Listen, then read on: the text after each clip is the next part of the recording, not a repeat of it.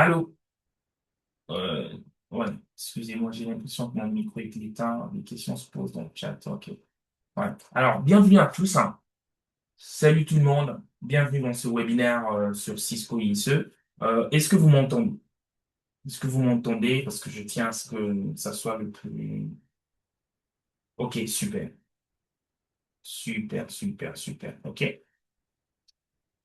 Alors, l'objectif de ces webinaires, premièrement, l'objectif de ces webinaires, c'est de permettre au fait à ce que vous ayez une idée et que vous puissiez vous familiariser théoriquement et, je dirais, techniquement sur la solution Cisco ISE. Pourquoi?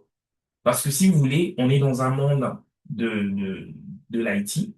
OK? Et dans le monde de l'IT, il y a des domaines. Vous allez entendre parler de domaines. Forcément, la plupart d'entre vous qui sont déjà dans le domaine ont entendu parler de la programmation, ils ont entendu parler du réseau, ils ont entendu parler de la cybersécurité, ils ont entendu parler de plein de domaines qui constituent en fait notre monde IT ou bien Information Technology. Voilà. Maintenant, dans ces différents mondes, vous allez retrouver des constructeurs et vous allez aussi retrouver je dirais, des acteurs. OK? Alors, quand je dis acteurs, je fais allusion à la fois aux humains, mais aussi aux entreprises. Alors, à l'échelle d'une entreprise, si vous voulez, dans le monde IT, vous avez des acteurs qui sont considérés comme étant des équipementiers, ou bien des fournisseurs des solutions. Aujourd'hui, on en a plein, hein. Il y a du Cisco, vous avez sûrement entendu parler. Il y a du Fortinet, il y a, il y a du HP. Voilà. Il y a plein de constructeurs comme ça qui soutiennent en fait notre environnement IT. Et maintenant, mis à part ces acteurs-là, il y a aussi des individus comme vous et moi qui sommes en fait des acteurs dans le sens où nous utilisons ces outils-là pour atteindre un objectif bien précis. OK? Soit c'est pour utiliser, ou bien c'est pour sécuriser, ou bien c'est pour connecter. Je veux vraiment commencer mon discours en présentant ces aspects-là. Pourquoi? Parce que justement, si vous comprenez déjà les acteurs dans le monde IT, ça vous permet de comprendre comment ou bien le rôle que va jouer Cisco ISE dans tout cet environnement. OK? Maintenant, pourquoi c'est important? Parce que justement, dans notre domaine, il y a certains acteurs qui sont là pour sécuriser. Il y a certains acteurs qui sont là pour connecter. Il y a certains acteurs qui sont là pour héberger. OK? Et donc, nous, dans notre cas, Cisco ISE va plus servir aux acteurs qui voudront sécuriser. Mais sécuriser quoi? Prends mon style. Faites-moi signe, hein, si vous voyez aussi ce que j'écris, que vous puissiez comprendre. C'est que,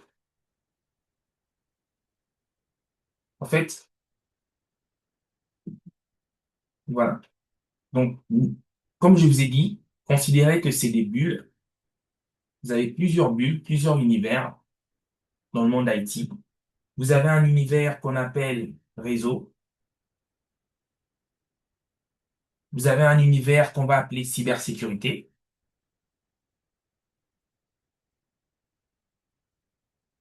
Vous avez vous avez un univers qu'on appelle hébergement. Et puis, vous avez peut-être un univers que je vais appeler programmation. OK? Je mets juste des. Voilà. Tout ça, ce sont des univers. Et dans ces univers-là, vous allez y trouver qui? Vous allez y trouver des fabricants ou des constructeurs. Je mets F. Vous allez y trouver des utilisateurs ou bien des exploitants, je dirais. Je mets EX, donc fabricant A, exploitant EX. Et vous allez retrouver maintenant des utilisateurs lambda. Et je mets U. OK? Ça, c'est des acteurs qui sont départagés dans tout cet univers. Mais non, la solution, ah, vous ne voyez rien? Ouais, dites-moi si vous ne voyez pas mon écran ou bien c'est important. Dans ce que je suis en train d'écrire, ah, vous ne voyez rien, ok. Désolé, attendez, je vais mieux partager. Je pense qu'il y a un souci. Je pense qu'il y a un souci. Attends. Non. Oui, je pense qu'il y a un souci. Je vais repartager là. Je suis en train d'écrire.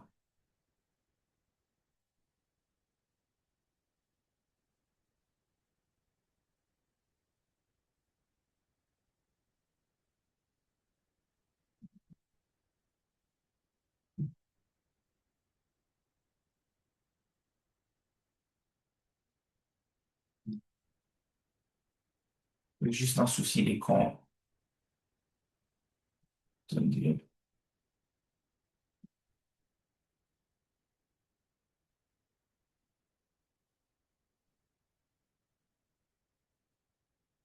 Là.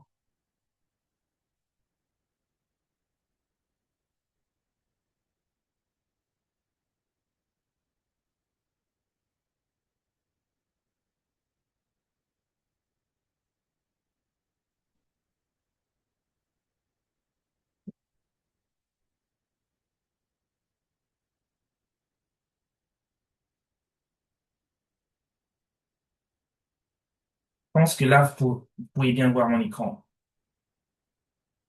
avec tout ce que j'écrivais. OK. Ouais, c'était un petit souci là. Nickel.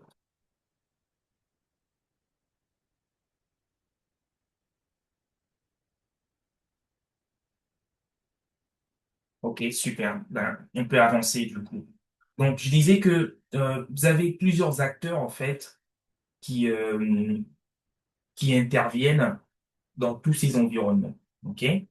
Et l'un des points très importants dans cet environnement, dans ces environnements que j'ai cités aujourd'hui, qui est devenu vraiment un point chaud, c'est la cybersécurité. OK? Parce que justement, tous ces acteurs ont besoin de la connectivité. C'est le réseau qu'ils font. Ils ont besoin de l'hébergement. OK? Et ça, c'est quoi? C'est des serveurs qui peuvent être stockés en local ou dans le cloud. Parfois même sur votre PC. Voilà. Les gens, ils ont besoin de cet environnement ici. Et les gens ont aussi besoin des environnements de dev. Pourquoi? Parce que le dev permet, si vous voulez, de fabriquer ou de construire des applications que nous utilisons aujourd'hui. Là, on est sur Zoom. Ben, le Zoom ne s'est pas fait produit tout seul, hein. Il y a quelqu'un qui est allé et il a commencé à développer une application qu'on appelle Zoom aujourd'hui. Seulement, ces trois environnements, il y en a plusieurs, mais j'ai vraiment voulu résumer, ont besoin d'un quatrième environnement qu'on appelle la cybersécurité. Avant la cybersécurité, on parlait simplement de la sécurité. OK? Et quand Cisco ISE euh, j'ai envie de dire, démarré ou bien c'est fait produire par Cisco. OK? On ne parlait que la sécurité. L'objectif, c'était la sécurité. Aujourd'hui, le terme a évolué vers la cybersécurité parce que la sécurité est devenue tout un monde. Et ça ne couvre pas que des aspects réseau ou bien hébergement ou dev. C'est descendu jusque même à la couche physique. C'est pour cela qu'on parle de cyber. Cyber pour dire tout ce qui touche au fait à l'information. OK? Du coup, dans, au fait, dans ce webinaire, nous allons nous concentrer sur l'ISE, mais j'aimerais que vous puissiez vraiment garder en tête l'environnement cyber. Cisco ISE se développe dans un environnement cyber. OK? Maintenant, dans cet environnement cyber, vous devez comprendre qu'il y a deux contraintes qui vont toujours marcher pour les entreprises. Quelles sont ces deux contraintes? Il y a les contraintes qu'on appelle business,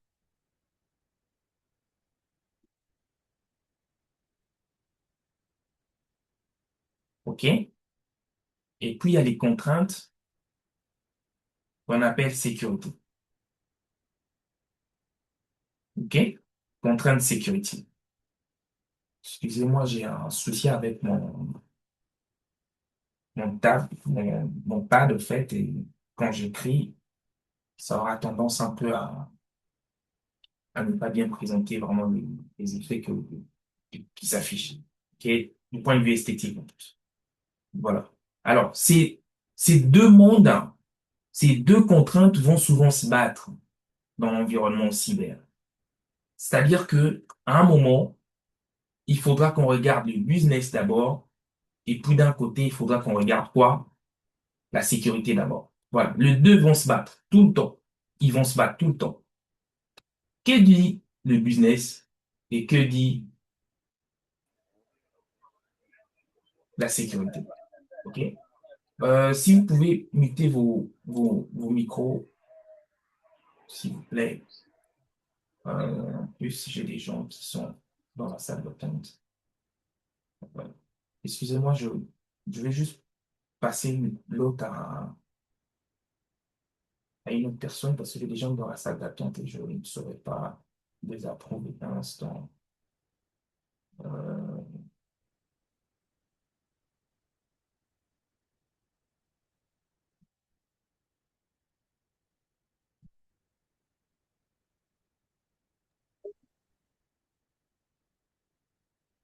voilà, d'accord. OK. Du coup, je reviens sur ce que je disais, c'est que il y a deux mondes qui vont continuer en fait, il y a deux mondes qui vont, si vous voulez, deux contraintes, en fait, ou deux mondes dans la cyber qui se battent et qui se battront tout le temps. C'est les contraintes business et les contraintes sécurité. OK? Alors, quand je dis les contraintes business, c'est quoi les contraintes business? Vous êtes dans un environnement business, le business a besoin, premièrement, de quoi? De la collaboration. Quand vous êtes dans une entreprise, les gens ont besoin de faire quoi? De collaborer. Vous ne pouvez pas être dans une entreprise et ne pas communiquer. Impossible. Ok. Si vous êtes dans une entreprise, déjà à partir de deux salariés, il faut qu'on se communique tout le temps. Trois, quatre. Maintenant là, je parle des entreprises parce qu'on a travaillé hein, pour des grandes entreprises. Et ces grandes entreprises-là, les collaborateurs ont besoin tout le temps de collaborer. En même temps, côté sécurité, on dit, écoute, oui, vous devez collaborer, mais nous aussi, on doit faire quoi? On doit nous défendre contre les menaces. OK? Donc, je dirais défendre, et puis je mets entre parenthèses menaces. Il y a des menaces du point de vue cyber qu'il faut défendre. Et au même moment, côté business, on dit, écoutez le gars, oui, il faut collaborer, mais on veut aussi de l'agilité.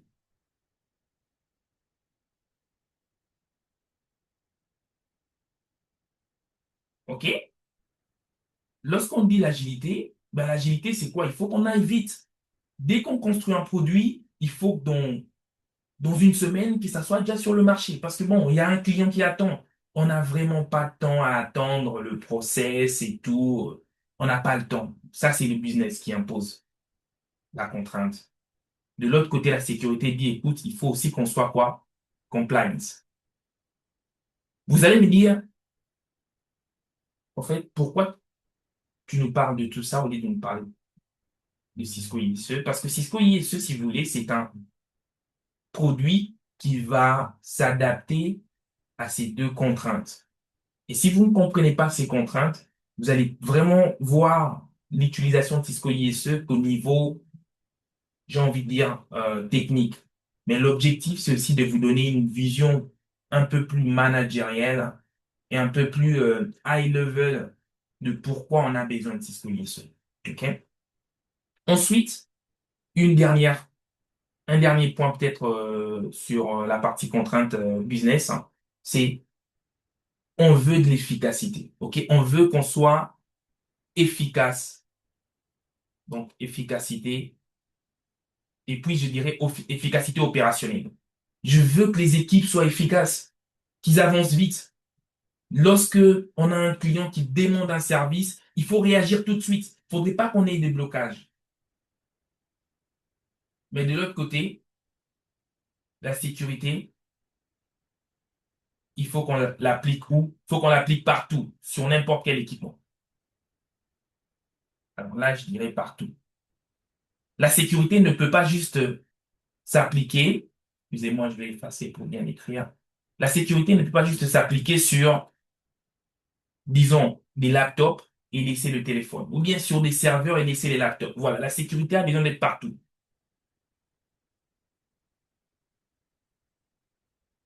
OK? Alors, ces deux mondes, si vous voulez, vont s'opposer jusqu'à la fin, je pense, à mon avis. Et si vous êtes dans une entreprise, il vous faut comprendre et savoir comment naviguer pour que chacun trouve chacun trouve sa part, en fait, dans ces contraintes. OK? Il faudrait que le business dise, oui, la solution, c'est vraiment ce qui est mieux pour nous. Il faudrait aussi que la sécurité dise, oui, la solution match nos objectifs que j'ai cités là. Il y en a plein hein, comme objectifs, mais on n'aura pas le temps de tous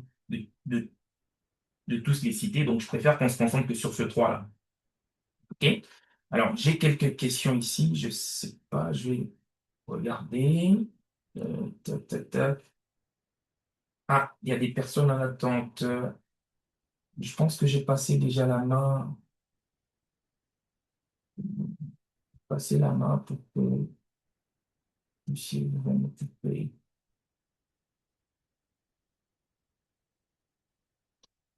Il y a toujours des gens en attente?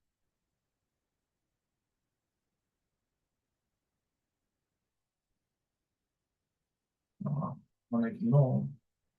Oui, mais en fait, excusez-moi, mais je ne vois pas, je ne vois pas des gens en attente. En tout cas, je ne vois pas. Et vous avez la main pour les approuver.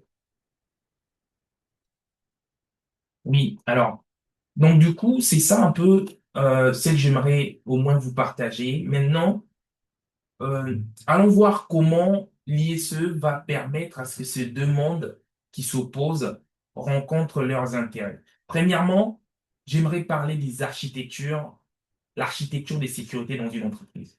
OK? Alors, quand vous arrivez dans une entreprise, vous devez savoir qu'il y a une architecture. OK? Vous n'arrivez pas dans une entreprise comme ça en disant, bon, j'applique la sécurité. Non. La sécurité dans une entreprise a une architecture que pour mes 15 ans d'expérience, j'ai pas beaucoup vu changer. OK? C'est que je vous dis, il y a des couches qui sont, en fait, il y a des sous-couches qui sont devenues des couches, mais ça n'a vraiment pas changé.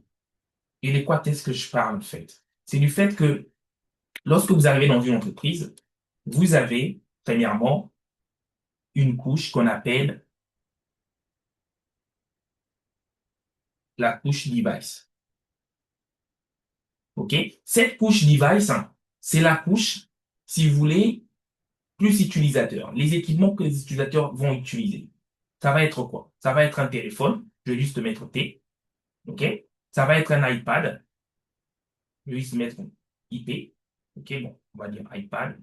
Pour ceux qui vont arriver après, téléphone, hôtel, iPad. Ça va être un PC. Ça va être quoi aussi? Ça va être un téléphone IP, de mettre IP phone. Ça pourra aussi être une caméra ou bien une imprimante. Voilà, ça c'est la couche, hein. Et vous avez compris, vous pouvez encore en citer d'autres, hein. Ça peut être aussi des écrans tactiles qu'on retrouve dans des bureaux. Ça c'est vraiment la couche device que vous retrouvez partout. Et l'architecture des sécurités veut que cette couche-là puisse être sécurisée. OK? Ensuite, hein, mais non, comment est-ce qu'on va sécuriser cette couche-là? Ben, c'est que, attends, je vous entends, excusez-moi. Vous pouvez vous muter, s'il vous plaît. Allô, quelqu'un peut éteindre son micro. Ah,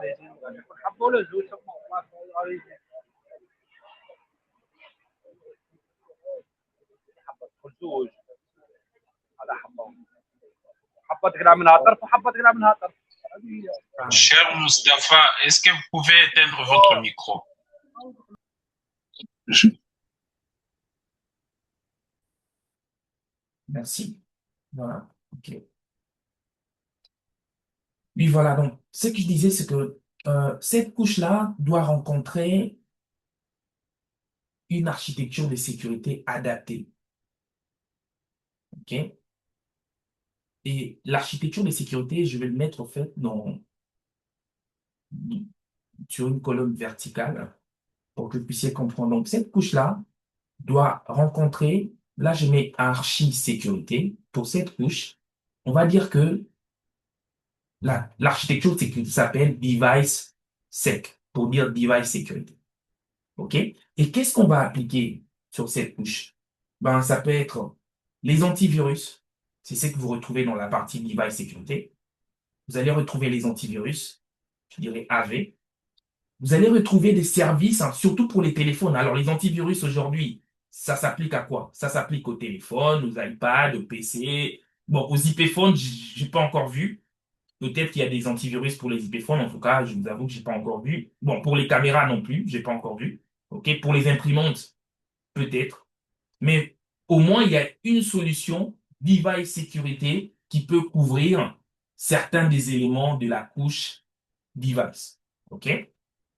Alors, vous avez aussi d'autres services, hein, et ça s'ajoute, hein. Moi, je les ai vus évoluer, en fait. Aujourd'hui, j'ai vu comment, dans cette architecture device sécurité, comment est-ce que les solutions se sont introduites les unes après les autres. OK? Donc, on a l'antivirus. Il y a une solution que j'aime bien, c'est le lock et wipe. Alors, le lock et le wipe, c'est demain, je perds mon téléphone, il faudrait que le téléphone puisse se bloquer et que toutes mes informations soient totalement supprimées. Voilà, ça, c'est des services que Apple va vous fournir, même Android va vous fournir. OK? Ça fait partie de l'architecture device security. Mais il y a aussi la notion de asset management dans la sécurité. Comment est-ce que vous gérez ces équipements?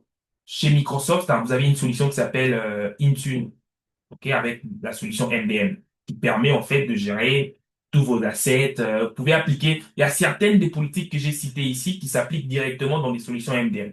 Ok? Vous avez toujours dans l'architecture sécurité la gestion zero day. Et la gestion zero day, vous vous rappelez, on est dans le domaine cyber. Le téléphone peut se faire pirater et le téléphone là rendre complètement vulnérable votre entreprise. Sans même que le téléphone soit connecté à votre réseau, hein, parce que tout simplement le téléphone contient des informations critiques, sensibles, qui peuvent exposer le patron, le directeur commercial. Voilà. Et donc, il y a des zero day qui peuvent sortir, ça vise rien que le téléphone, et donc du coup, on ne peut pas mettre de côté un élément que j'ai cité ici en disant, bon, ça c'est un élément que nous n'allons pas prendre en compte. La sécurité, comme je vous ai dit, veut s'appliquer partout. OK? Et donc, la partie zero day va toucher à tous ces équipements. Téléphone, iPad, PC, IP phone, caméra, imprimante et ainsi de suite. OK? Il y a une autre couche dans la device sécurité que j'aime bien, c'est ça, c'est l'encryption. Par exemple, quand vous parlez avec quelqu'un via WhatsApp, vous voulez vous assurer que votre communication est cryptée. Il n'y a que vous et l'autre personne qui écoutez. Il n'y a personne au milieu. C'est important l'encryption, surtout pour les échanges, parce que rappelez-vous, les business de collaborer, oui, on va collaborer, mais qu'est-ce qui se passe si dans cette collaboration qu'on a entre nous, qui est quoi? Qui est quelqu'un au milieu qui écoute nos conversations? Qu'est-ce qui se passe? Voilà. Cette collaboration devient de facto compromise. OK? Voilà. Donc, ça, c'est la couche device sécurité. Et comme je vous ai dit, il y a plein de solutions qui sortent tous les jours pour répondre ou bien, je dirais, sécuriser cette couche-là. Ensuite, il y a une autre couche, mais je ne vais pas beaucoup perdre du temps sur les autres couches, hein. Je vais juste les citer rapidement. Parce que aujourd'hui, l'objectif à la fin, c'est de vous montrer comment Cisco ISE couvre un certain nombre de couches, ok? Mais c'est vraiment beaucoup plus pour la partie device sécurité. qu'on va se concentrer. OK? Donc, du coup, deuxième couche, et c'est que je vous partage, j'aimerais pousser le retenir. OK? J'aimerais vraiment pousser le retenir parce que c'est une information qui a traversé le temps. C'est comme ça que moi j'ai compris les choses depuis que j'ai commencé, quoi. Et ça changera pas. Ça changera pas. Et ça, c'est un discours que je tiens à la fois aux étudiants techniques, mais aussi au business.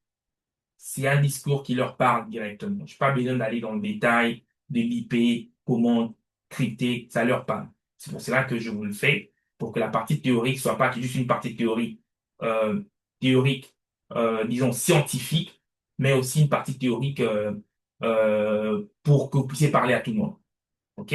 Du coup, ensuite, la couche juste après, c'est une couche que je vais appeler applicative.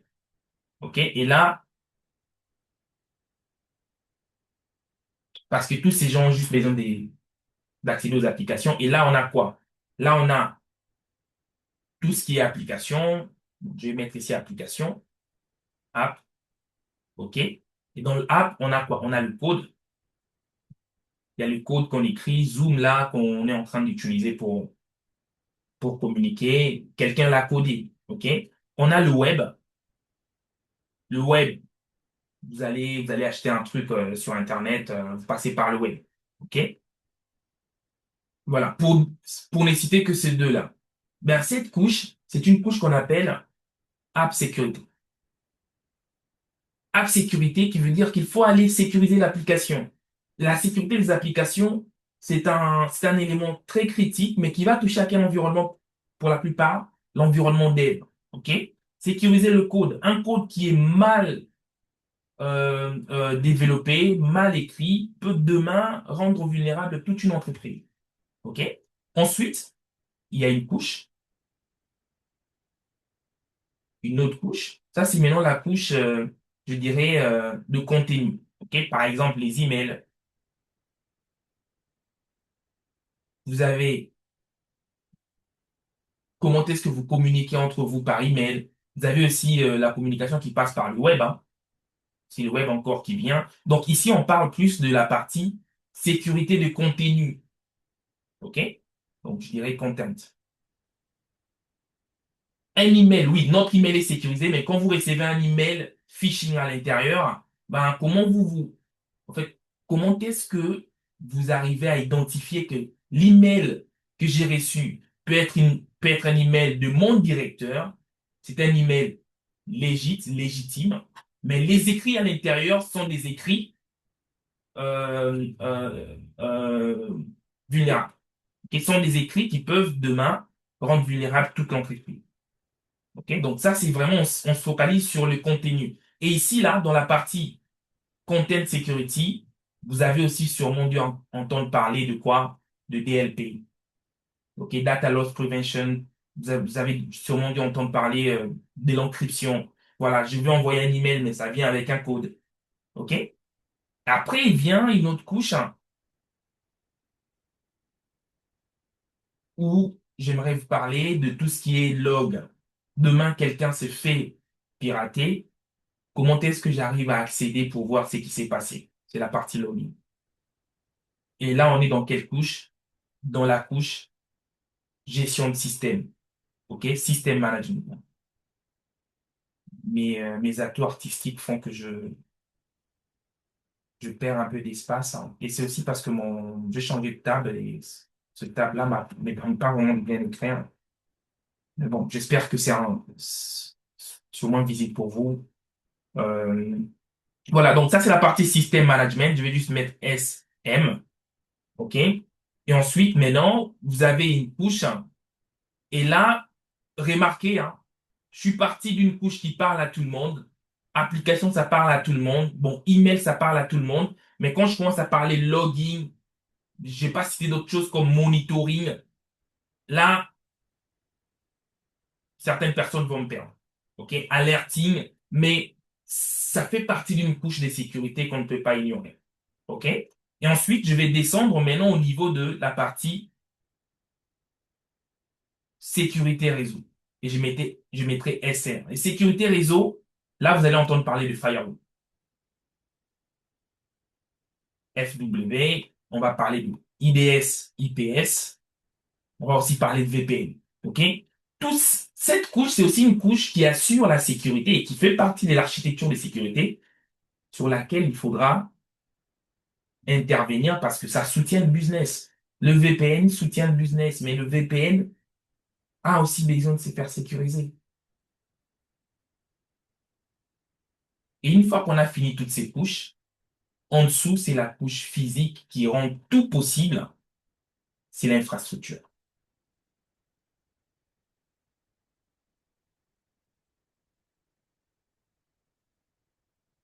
Voilà. Ça, c'est vraiment l'architecture de sécurité. Je vous donne un petit déboire. Prenez ce que j'ai dit, essayez de le templétiser en le dessinant vraiment de manière à ce que ça soit bien visible pour vous, mais gardez-le en tête, ok? Parce que cette architecture va beaucoup vous aider, surtout à appliquer des solutions, d'autres solutions de sécurité, ok? Et juste pour faire un petit truc sur la partie infrastructure, vous avez quoi? Vous avez l'infrastructure physique, vous avez le réseau, vous avez la partie compute, donc compute tout ce qui est serveur, je mettrai C, et vous avez le stockage, je mettrai S. OK? Ça, c'est l'architecture des sécurités. Maintenant, comment est-ce que ISE, où est-ce que ISE entre en jeu ici? Ben, ISE, c'est une solution qui peut, en fait, qui vient d'abord répondre à une question de 3A que je vais vous introduire tout à l'heure. Le 3A, ou bien, moi j'aime bien l'appeler en anglais le triple A, c'est une question que tout le monde se pose. Ou bien, en, en cybersécurité, ça s'étend aussi sur le 5 why, plutôt le 5 question, OK? Le 5 question, que je vais vous introduire tout à l'heure. ISE vient répondre à ces 5 questions-là que tout le monde se pose en cybersécurité, OK? Voilà. Et ça va principalement toucher, pour commencer, ça touche à cette couche, device security, mais ça peut aussi s'intégrer, ça touche à cette couche et aussi à cette couche-là et aussi à celle-là. Mais ça peut aussi s'intégrer parce qu'il y a toujours des intégrations. Mais principalement, ça sert à cette couche. Parce que vous allez remarquer que cette couche, c'est la plus vulnérable de toutes les couches. Parce que ça évolue. OK?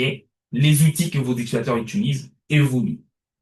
Et vous devez avoir en main un élément capable de couvrir l'évolution des outils que vos utilisateurs utilisent.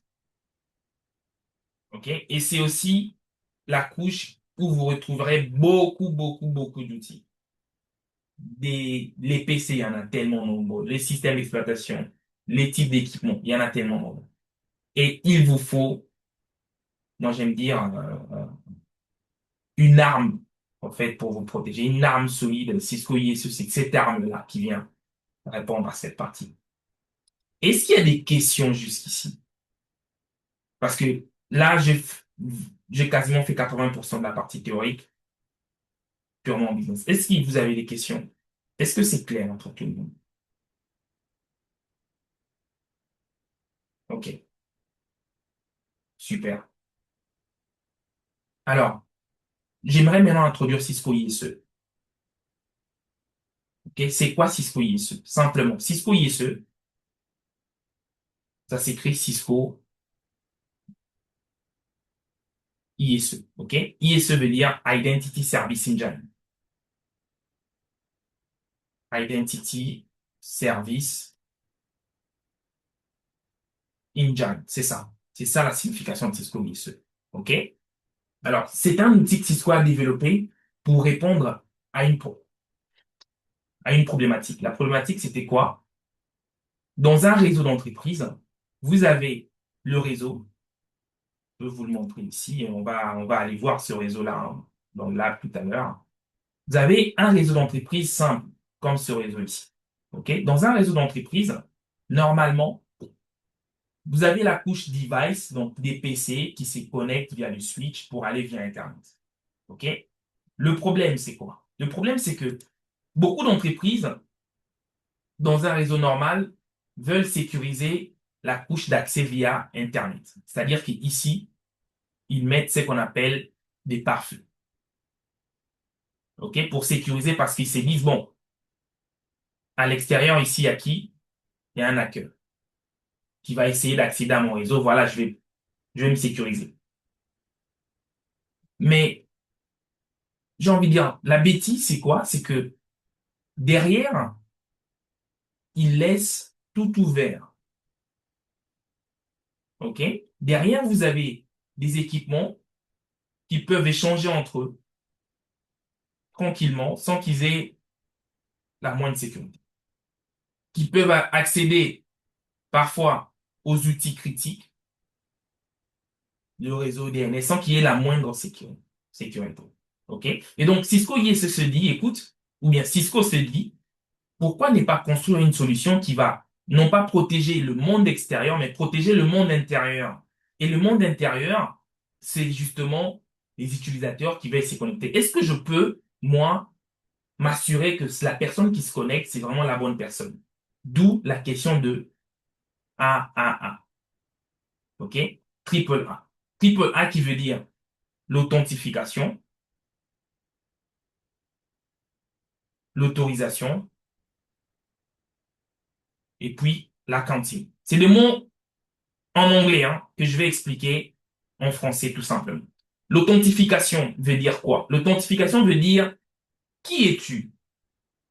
Qui es-tu pour te connecter à mon réseau? Et c'est là où la notion de ISE, identité, lorsque vous arrivez, lorsque vous voyagez, lorsque vous prenez un avion ou bien vous allez en tout cas, euh, vous, vous allez consulter même un docteur ou bien en tout cas, partout où vous allez, avant de commencer un service, avant qu'on vous accueille, on vous identifie d'abord. On vous demande qui êtes-vous, qui vous cherchez. Partout où vous allez, normalement. L'identification est très importante.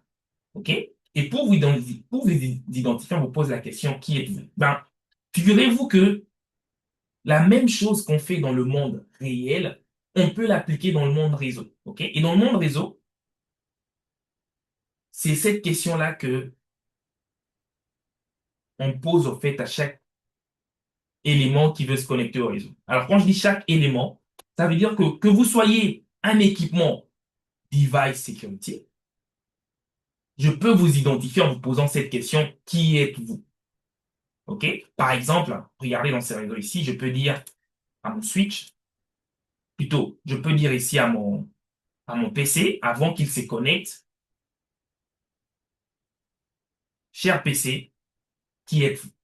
Et quelle réponse le PC va donner? Alors, sachez que tout ce qui se passe là, moi je vous explique dans le monde réel, mais dans le monde binaire, je vais coder les informations et ils vont s'échanger. Le PC va présenter sa carte d'identité. C'est quoi la carte d'identité du PC? Alors, nous, dans le monde binaire, chaque équipement a ce qu'on appelle quoi? Là, je vous lance un petit message dans le chat, hein. Chaque équipement, comment est-ce que chaque équipement se caractérise en termes d'identité? C'est quoi que chaque équipement porte qui permet de l'identifier? Si quelqu'un connaît dans le chat, hein, voilà, une MAC adresse, bien, bien vu. Certaines personnes qui sont pas vraiment du domaine pourront dire un numéro de série. OK? Un numéro de série. OK? Serial number. D'autres disent MAC adresse. Je vais vous expliquer la différence. Pourquoi est-ce qu'on parle d'adresse MAC? Justement, quelqu'un aussi dit adresse IP. C'est parce que dans le monde réseau, dans le monde réseau, l'identité d'un équipement qui le rend unique des autres équipements, c'est la MAC adresse. Pourquoi la MAC adresse? Parce que tout simplement, remarquez que sur ce petit schéma, le PC et le switch sont connectés à travers un câble. Bon, ça peut aussi être un Wi-Fi, OK? À travers le Wi-Fi, voilà. Ils sont connectés à travers un câble. Et justement, si vous prenez un PC, pour ceux qui aimeraient vraiment bien comprendre ça, on a un cours, hein, les fondamentaux réseau. C'est un cours que j'ai fait pour permettre aux gens qui partent des zéros complètement de comprendre ce que je suis en train de dire maintenant. OK? Donc, en fait, sur votre ordinateur, vous allez avoir une carte réseau, là où vous branchez votre connecteur RJ45. Si vous voulez, cette carte-là est unique au monde. Chaque équipement réseau a cette carte. Il peut même en avoir deux. OK? Cette carte-là va avoir une information d'identité unique qu'on appelle MAC adresse. OK? Et donc, moi, je peux demander à un équipement s'il veut se connecter, qui es-tu? En allant, si vous voulez quoi, chercher ou bien vérifier juste l'information qu'il porte dans cette carte réseau. OK? Est-ce qu'il peut présenter son numéro de série? Non. Pourquoi? Parce que, en fait, cet équipement, il utilise quoi pour venir me voir? Il utilise un câble qui se branche à sa carte réseau. Donc, le meilleur élément pour moi d'exploiter, c'est l'information imprimée sur sa carte réseau. Si vous voulez utiliser le numéro de série, il faudrait trouver maintenant un autre mécanisme pour vous permettre de valider cela. Et j'ai envie de dire, au fur et à mesure, je vous expliquerai aussi les limitations. Bon, je préfère même le dire ici pour gagner du temps. C'est que aujourd'hui, on utilise les MAC adresses. OK? Et donc, en vous posant la question, qui êtes-vous? Le PC va dire, non pas que je suis PC, il va dire, voici qui je suis. Ça, c'est ma MAC adresse. Et qu'est-ce qui va se passer? Ben, ce qui va se passer, c'est que Cisco ISE agit ici comme un élément qui renforce la sécurité. En disant, bon, je constate qu'il y a un équipement qui veut se connecter. C'est très bien. Cet équipement-là, est-ce que il est autorisé ou pas? Est-ce que déjà je le connais? OK? Et donc, le switch va faire quoi? Va renvoyer l'information à Cisco ISE pour dire quelqu'un veut se connecter au réseau. Voici l'information qu'il m'a fournie. M'a fourni la MAC adresse. Et Cisco ISE regarde dans la politique que vous allez définir dans Cisco ISE pour dire est-ce que vous êtes autorisé ou pas. Le PC peut aussi demain fournir une autre information. Au lieu de fournir la MAC adresse, le PC peut fournir quoi? Il peut fournir son certificat. Alors, pourquoi je vous parle de ça tout de suite? Bon, déjà qu'on n'a pas le temps, mais le fait est que, oui, la MAC adresse est unique, mais la MAC adresse peut se faire pirater. OK? Oui, c'est unique, mais ça peut se faire pirater. Dans quel sens? Dans le sens où quelqu'un peut se connecter au réseau avec des outils comme Kali Linux, complètement spoofer la MAC adresse, c'est-à-dire reprendre la MAC adresse du PC et se le donner lui-même. Et donc, si vous vous basez que sur la MAC adresse, votre sécurité ne sera pas, comment? Ne sera pas aussi garantie en termes de défense. Vous vous rappelez de la lutte entre le business et la sécurité? Je veux me défendre contre les menaces. Ben, j'ai une menace, c'est que la MAC adresse peut faire quoi? La MAC adresse peut se spoofer. Du coup, je fais quoi? Je migre vers l'utilisation de certificats. Et c'est quoi l'avantage d'utilisation de certificats? Rapidement, hein. C'est pas un cours sur le certificat. L'avantage, c'est qu'aujourd'hui, en tant qu'humain, vous avez une carte d'identité. La carte d'identité, ce n'est pas vous qui l'avez faite. Qui a fait cette carte d'identité? Qui vous l'a donnée? C'est l'État. OK? Du coup, si vous allez vous présenter chez quelqu'un, disons un établissement, une banque, la banque va vous demander, présentez-nous votre carte d'identité. Cette carte d'identité que vous présentez, comment la banque fait pour valider que c'est bien la bonne carte? Ben, la banque a tous les éléments que l'État lui fournit. La banque connaît le numéro de la carte d'identité. Il peut aller vérifier auprès de l'État pour s'assurer que la carte, ou bien le passeport, est bien valide. Quand vous vous présentez devant des agents d'immigration à l'aéroport, ben, ils prennent votre passeport et puis ils font certaines vérifications. Voilà. Pour s'assurer que la carte d'identité est bien valide. L'avantage avec la marque adresse, c'est que si j'arrivais et je leur disais, écoutez, moi, mon nom, c'est Paul, ils n'ont aucun endroit pour vérifier que mon nom est Paul. Ça ne veut pas dire que la marque adresse ne peut pas se vérifier, hein. Si, la marque adresse Il y a un site, je vais vous montrer. Attendez, je vous montre même.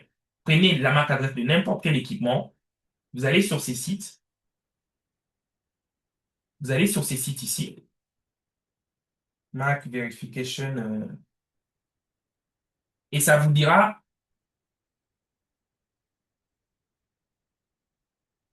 MAC Vendor. Voilà. Ça vous dira simplement cette MAC adresse-là est de quel équipement. En tout cas, c'est de quel constructeur. OK? Sauf que le problème dans le réseau, c'est que oui, la MAC adresse est valide, je veux bien, mais si quelqu'un d'autre présente cette information, ton ISE déjà, même s'il partait sur le site pour le vérifier, dans votre environnement ici, l'ISE ne sait pas vérifier si la MAC adresse s'est fait spoofer ou pas.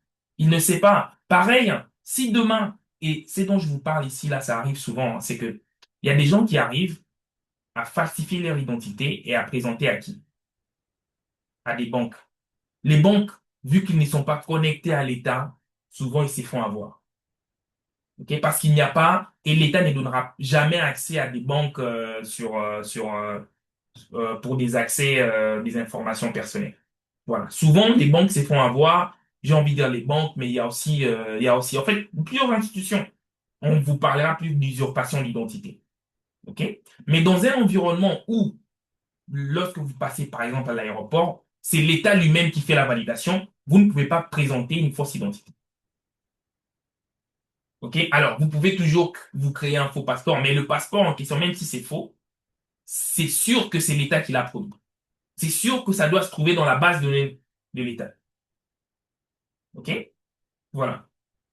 Et donc, moi, je dois créer le même environnement pour la carte d'identité dans mon environnement interne et je fais appel à quoi? Au certificat. Et quand je fais appel au certificat numérique, c'est-à-dire que chaque PC va présenter son certificat, il faudrait aussi que j'ai des outils qui fournissent ce certificat. Et l'autorité, pareil, au niveau de l'État, c'est le ministère de l'Intérieur. Au niveau de l'environnement système, je dois avoir un système qu'on appelle PKI pour fournir le certificat. OK? Et c'est ce système PKI-là que l'ISE va valider pour dire est-ce que tu connais ce certificat que le PC a fourni pour demander l'autorisation. Voilà. Ça, c'est vraiment de manière simple comment l'authentification s'est faite. OK? Maintenant, une fois que l'authentification check, je connais la personne, je passe au deuxième mot. Le deuxième mot, c'est quoi? L'autorisation. Qu'est-ce qu'il peut accéder? Et c'est là où ça devient vraiment très intéressant. C'est-à-dire que, en fonction de l'identité de la personne, je peux lui dire, voici là où tu peux accéder et voici là où tu ne peux pas accéder.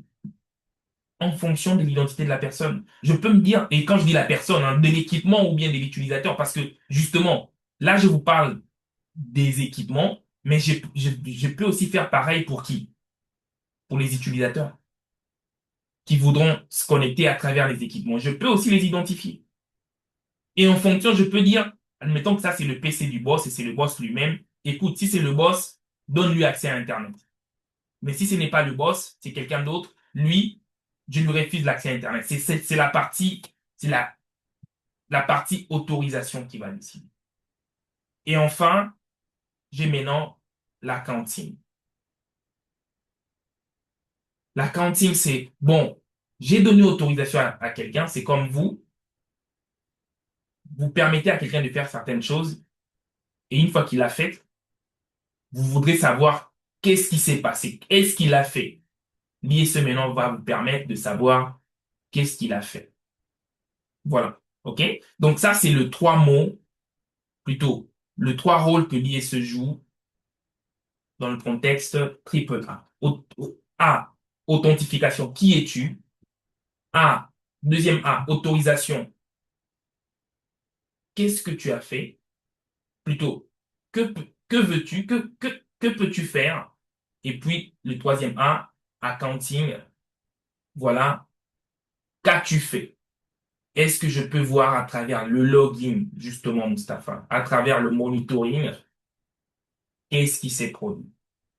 Et dans la sécurité, c'est vraiment important. OK? Maintenant, tout ça, pourquoi? Tout ça, c'est pour que j'arrive à répondre aux 5 questions que je vous ai dites. Quelles sont ces 5 questions? Qui? Donc ça, c'est le où. Qui? Quoi? Et l'ISE, c'est la solution qui va répondre à ça. Voilà. Qui? Quoi? Qui? C'est le PC. Quoi? Il a utilisé quelle application? Quel système? Il a utilisé quel logiciel? Voilà. Où les gens peuvent se connecter à distance chez eux, à travers peut-être le réseau d'entreprise. Voilà. Il y a plein de questions que vous pouvez vous poser, surtout quand vous avez une cyberattaque. OK? C'était qui? C'était quoi? C'est à partir d'où? OK? Quand? Et le login, la cantine vous dit quand est-ce qu'il s'est connecté, quand est-ce qu'il a eu accès à telle ressource.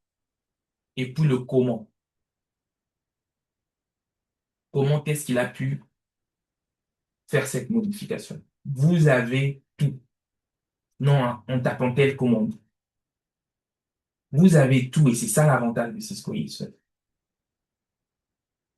OK? Voilà. Maintenant, jusqu'ici, j'espère que pour vous, tout est clair. Rapidement, sur l'aperçu de Cisco ISE, je reviens sur le qui, quoi, où, quand, comment. Voilà un peu comment ça se présente hein, de manière simple. C'est que vous avez votre Cisco ISE au milieu. Son objectif, côté sécurité, c'est de répondre à ces 5 questions. OK, via bien sûr la politique de l'entreprise. Et comment est-ce que les gens se connectent au réseau? C'est simple. Lorsque vous êtes dans une entreprise et que vous voulez vous connecter au réseau, c'est soit vous vous connectez via le câble,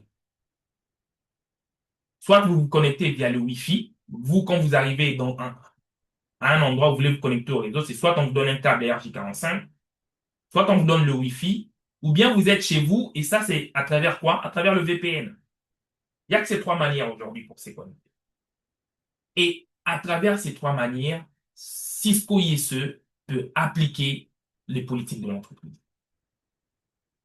Et quelles sont les fonctionnalités que Cisco ISE, en fait, apporte dans l'entreprise? En termes de fonctionnalités, c'est que Cisco ISE fait, je vous ai déjà dit, premièrement, c'est la partie authentification, autorisation et accounting, c'est-à-dire qui es-tu, que peux-tu faire et qu'as-tu fait. OK?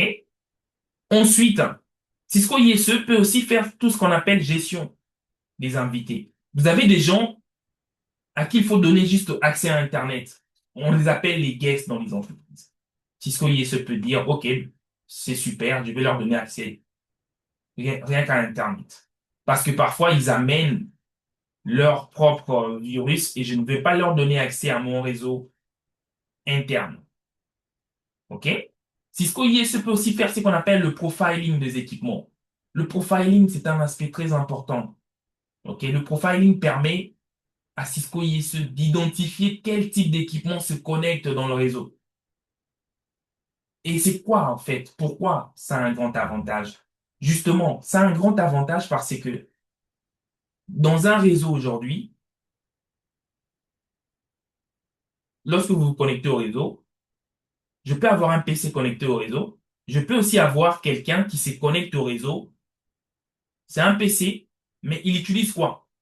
Il utilise la MAC adresse d'une imprimante. Vous tapez la MAC adresse, vous allez sur Internet, vous tapez la MAC adresse, vous voyez bien que c'est quoi? C'est une imprimante. OK? Oui, oui, je vais expliquer ça. Vous voyez bien que c'est une imprimante, mais en réalité, c'est pas une imprimante, c'est un PC. C'est quelqu'un qui a utilisé des outils comme Kali Linux pour se connecter à votre réseau. Comment est-ce que vous qui avez mis des politiques sur base de la MAC adresse, vous allez identifier ce type d'équipement? Eh bien, vous ne saurez pas. identifier ce type d'équipement.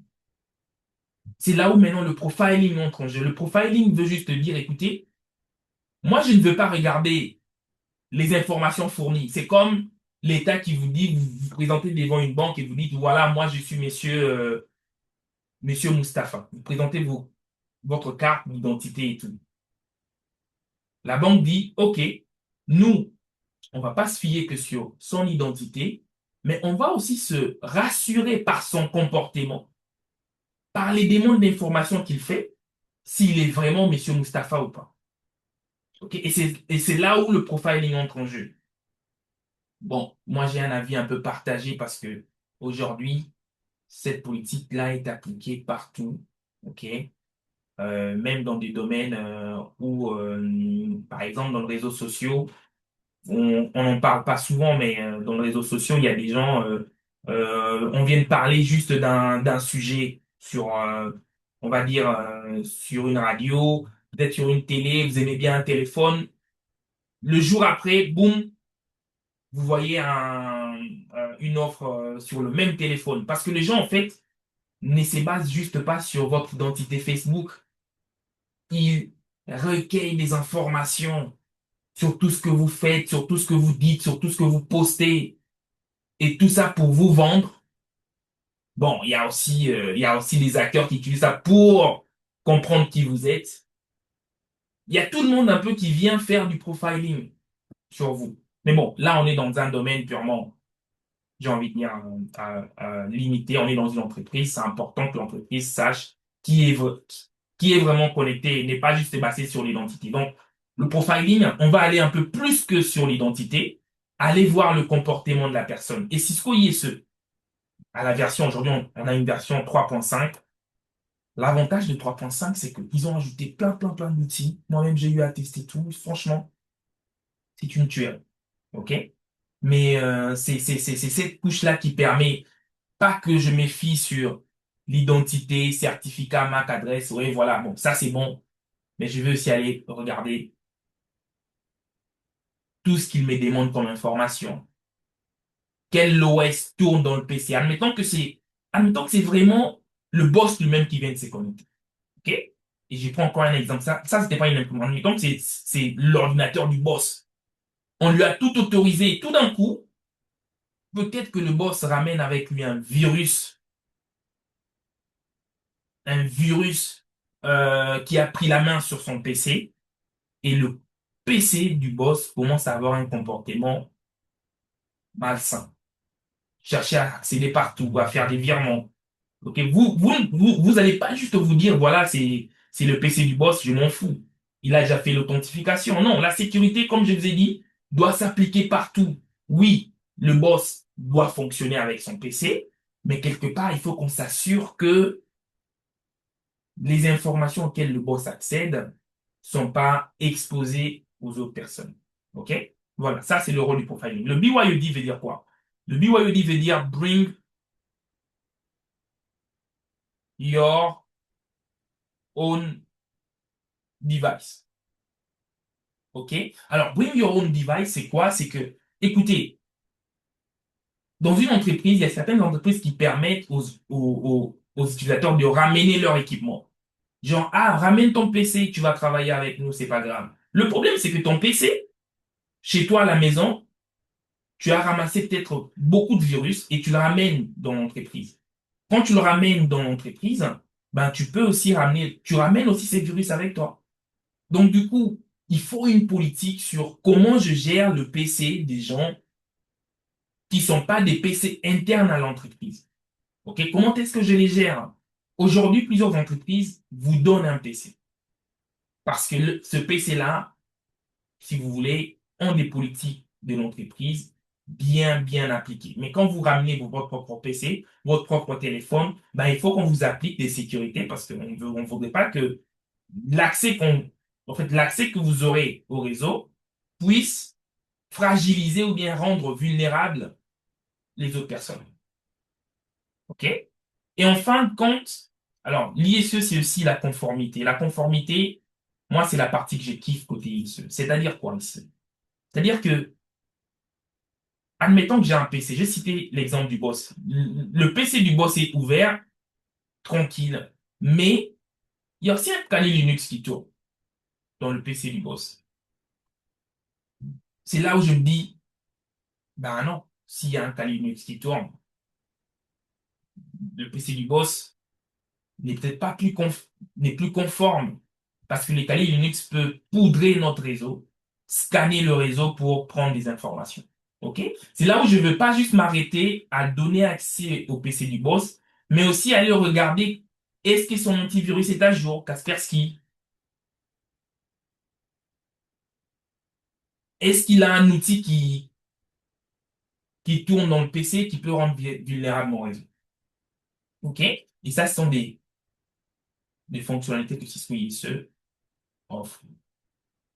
Parlons maintenant de la communication Cisco ISE en termes de protocole. Simplement, lorsqu'on met en place Cisco ISE s'installe dans votre réseau, comme ceci, et puis, en s'installant dans votre réseau, Cisco ISE, si vous voulez, va communiquer avec les points d'entrée de votre réseau. Quels sont les points d'entrée de votre réseau? Côté filaire, c'est le câble, plutôt, c'est le switch, et c'est le switch qui fait le point d'entrée. Donc, vous prenez votre câble et vous venez brancher au switch. C'est le switch qui fait l'intermédiaire, OK? Côté, côté Wi-Fi, ça va être vous vous connectez au point d'accès, mais le point d'accès, souvent, soit le point d'accès n'a pas ce qu'on appelle un contrôleur Wi-Fi, ok? Donc, le point d'accès, c'est vraiment l'antenne Wi-Fi, hein. Souvent, si vous avez plusieurs antennes, les entreprises ont tendance à mettre en place ce qu'on appelle un contrôleur Wi-Fi. Si vous n'avez pas un contrôleur, parfois aussi, c'est le point d'accès directement qui se connecte avec l'ISE. Mais dans la plupart des cas, c'est un contrôleur et c'est le contrôleur qui pilote le point d'accès. Et sinon, un autre point d'entrée pour vous, ça sera le VPN. Et le VPN, ça passe par un firewall ou bien un routeur qui fournit ce qu'on appelle le RA, le Remote Access. OK? Je permets à ce que les gens qui sont à la maison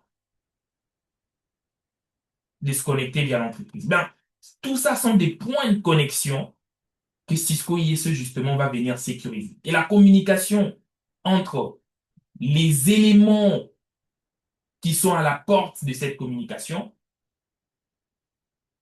entre le switch et Cisco ISE, ou bien le contrôleur ou le pare-feu Cisco ISE pour la partie wire ou plutôt câblé sans fil ou VPN, la communication avec Cisco ISE passe via un protocole qu'on appelle quoi? Le protocole Radius. Qu'est-ce que cela veut dire? Cela veut dire tout simplement que à chaque fois que vous allez envoyer des informations, pour vous authentifier, le switch, une fois que vous branchez votre câble ici, le switch va vous dire, mais messieurs, vous voulez vous connecter au réseau, qui êtes-vous? Dès que vous présentez vos informations, qu'est-ce qui va se passer? C'est que le switch va contacter Cisco ISE. Et il va le contacter à travers quel protocole? Le protocole Radius. Pour dire, tiens, j'ai quelqu'un qui veut se connecter, voici ses informations. OK? Il passe par le protocole Radius. Pensez au protocole Radius comme juste un canal de communication entre chaque élément. Et ça, il faut que vous puissiez le configurer. Il faut configurer ce canal de communication pour que Cisco ISE communique avec ces différents équipements. OK? Sans interroger le pare-feu. Alors attention, c'est que il faut pas, je veux pas vous perdre, hein. Je veux pas vous perdre. Ce n'est pas un cours d'ISE, c'est un webinaire. Donc l'objectif c'est juste de vous montrer. C'est pas sans interroger les ISE. Lorsque par exemple vous êtes côté VPN, oui, sans interroger le pare-feu, dans le sens où mon pare-feu, admettons, et là je rentre ici.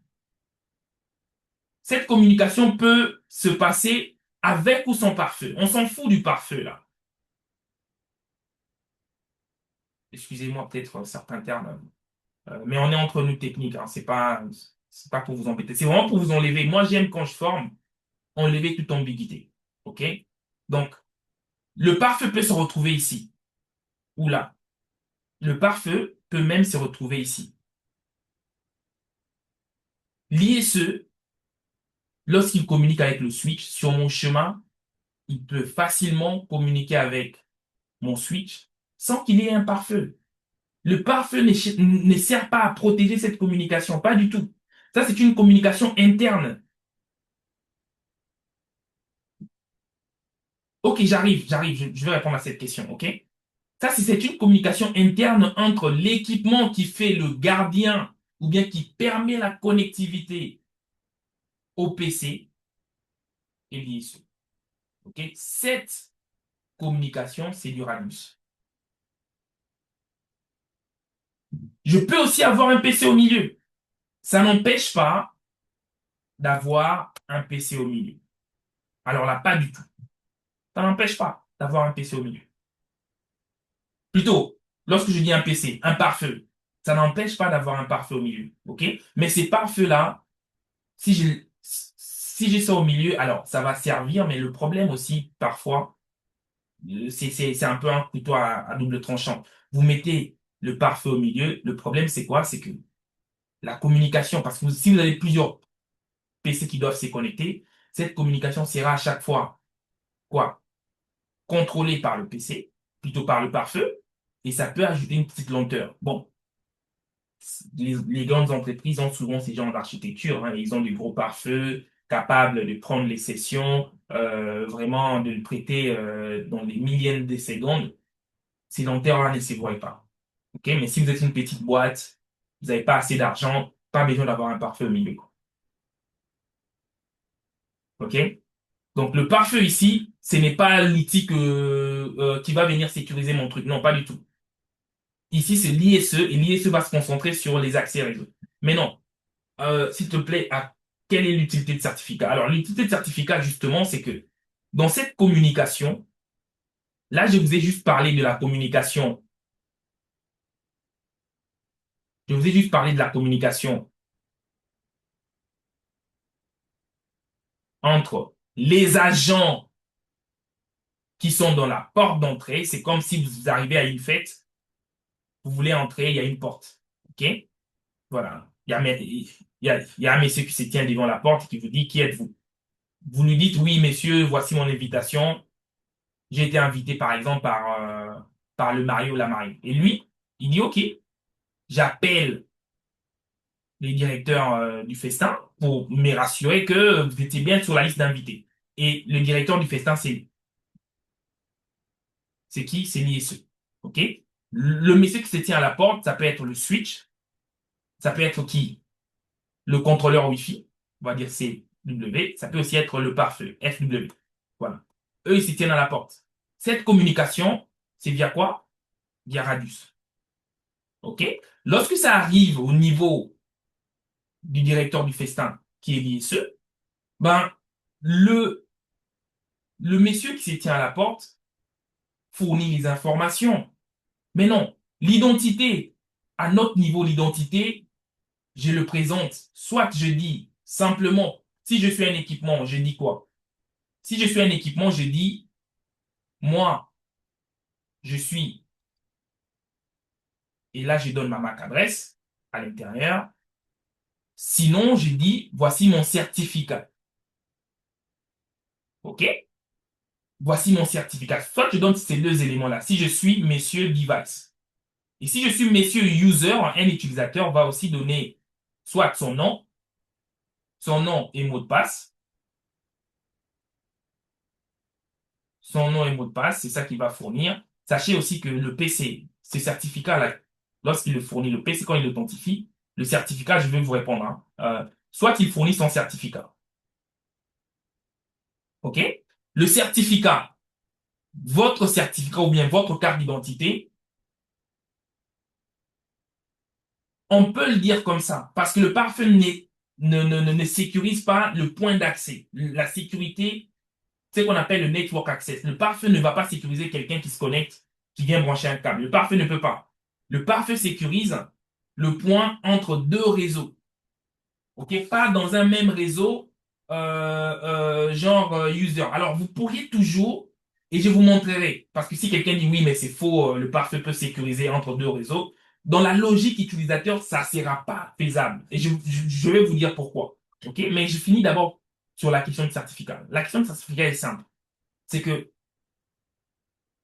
non, pas pour connecter avec l'ISE, pas du tout. Les certificats contiennent vos informations. Non.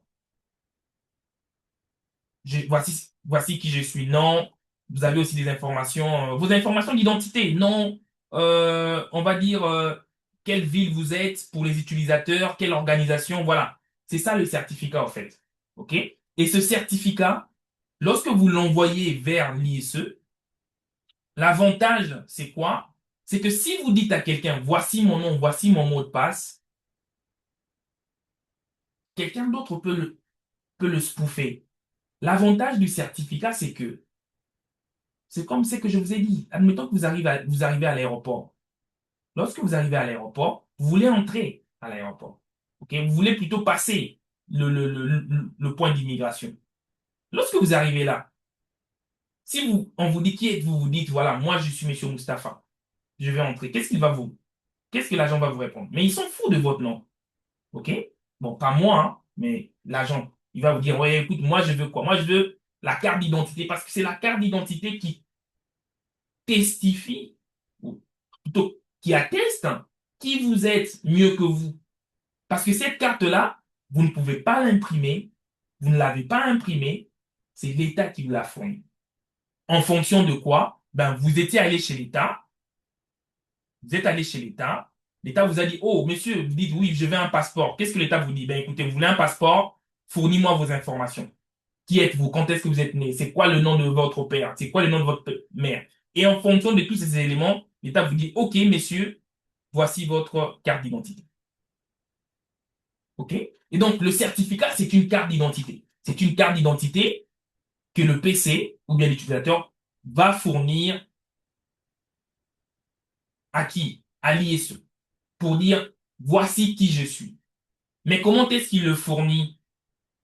C'est ça la question.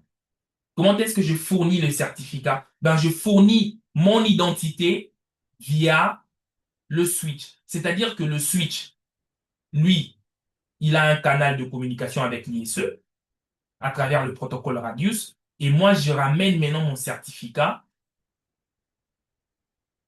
que je fournis à l'ISE. Parce que c'est l'ISE qui demande au gardien ici, tout le monde qui veut venir accéder, demande lui de présenter son identité. Et moi, je ne prends pas l'identité, marque, adresse. Non, je veux un certificat. Donc, lui va fournir à l'ISE le certificat. C'est quoi l'utilité du certificat? Est-ce que c'est clair? C'est que vous puissiez vous identifier. Que vous puissiez vous identifier de la manière à ce que l'ISE vous autorise parce qu'il pense que le système de certificat est crédible comparé au système de marque adresse, l'identification par marque adresse. Je ne sais pas si c'est clair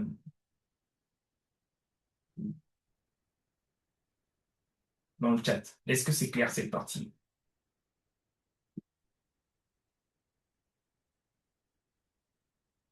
Ok, super. Ok, voilà.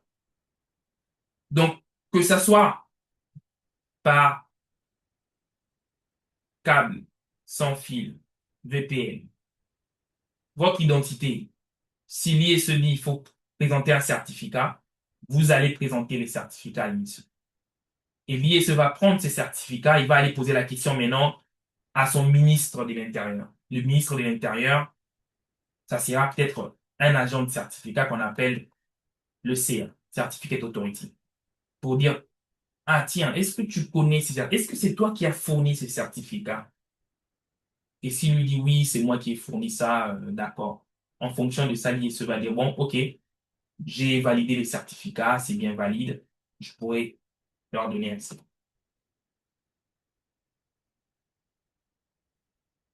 OK? Voilà, donc je pense que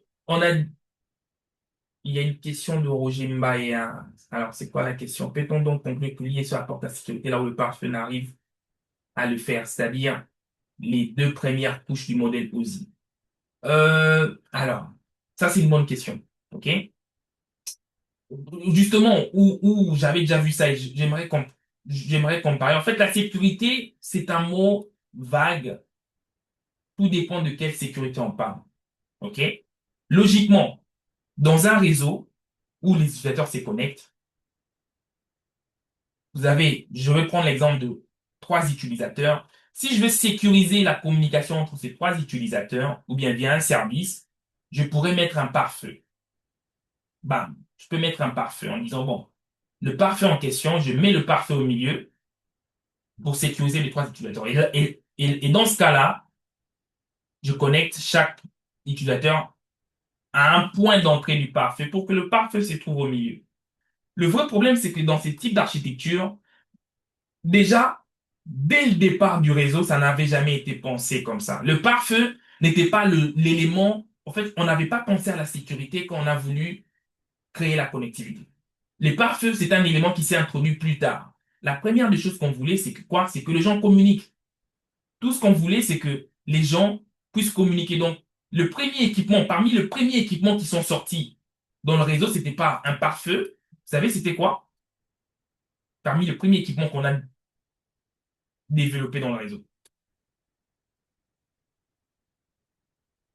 Oui, on va dire un switch, c'est vrai, mais en réalité, OK, si vous étudiez l'évolution du réseau, vous allez entendre parler, voilà, un hub. Très bien.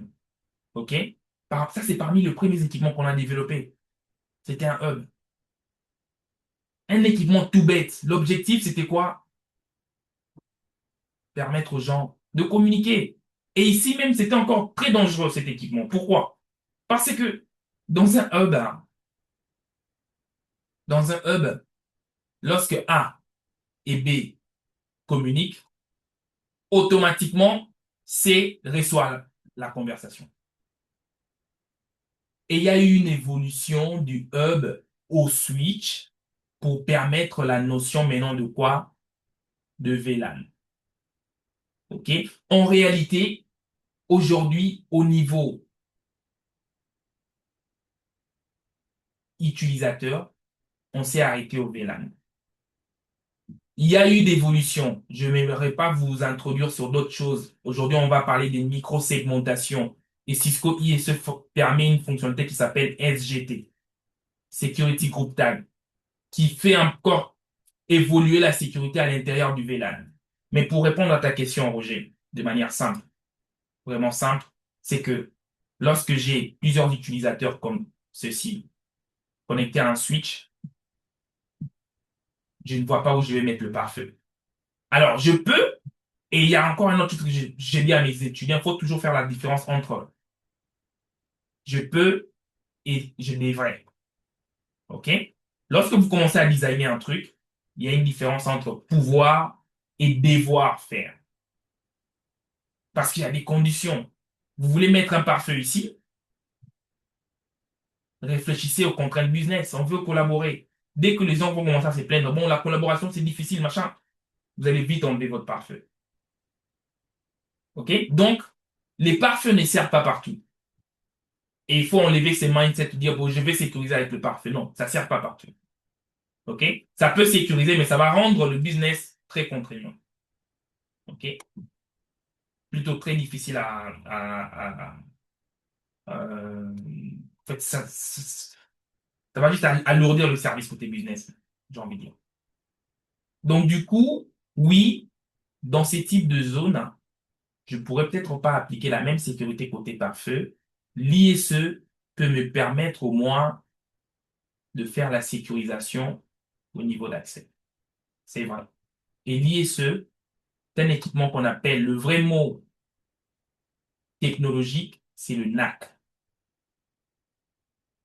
qui veut dire Network Access Control. C'est ça le vrai mot de Cisco ISE.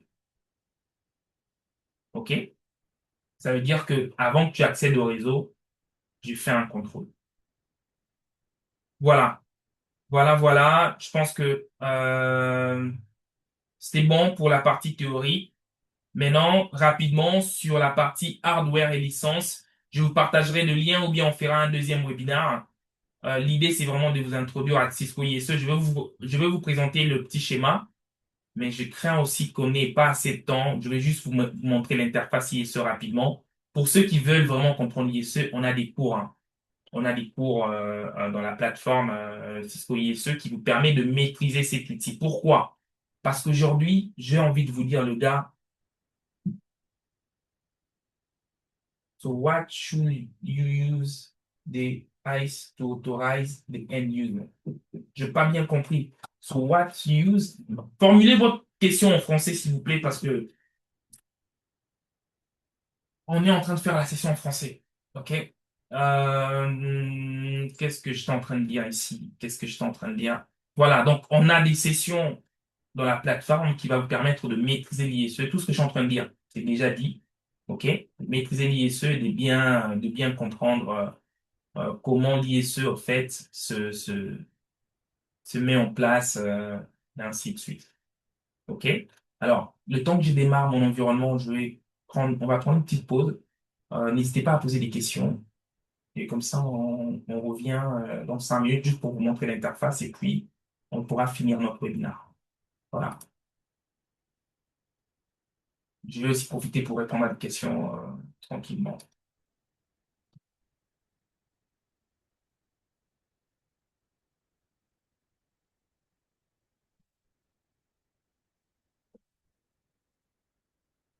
Bonne question. Est comme, euh, est-ce que l'ISE est comme Packet Fence est-il multiplateforme? Alors, je t'avoue que Packet Fence, ça me parle pas, Packet Fence. Moi, je suis un pur produit de Cisco, les gars.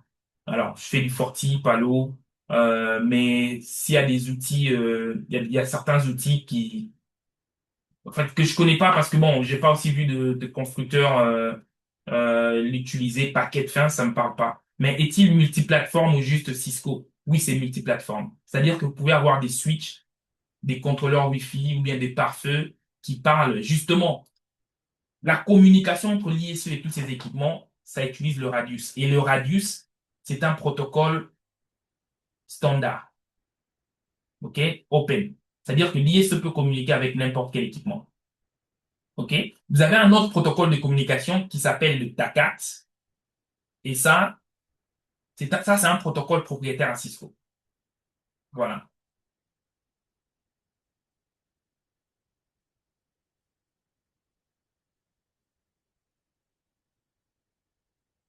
Oui, on utilise l'ISE pour l'autorisation de l'utilisateur final.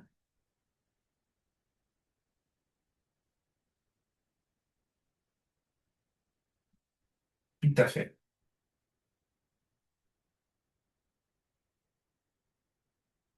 Quelle autre question?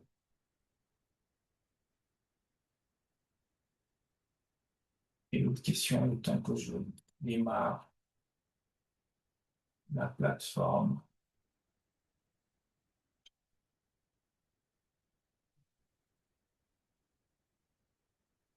Vous avez d'autres questions, d'autres questions, d'autres questions?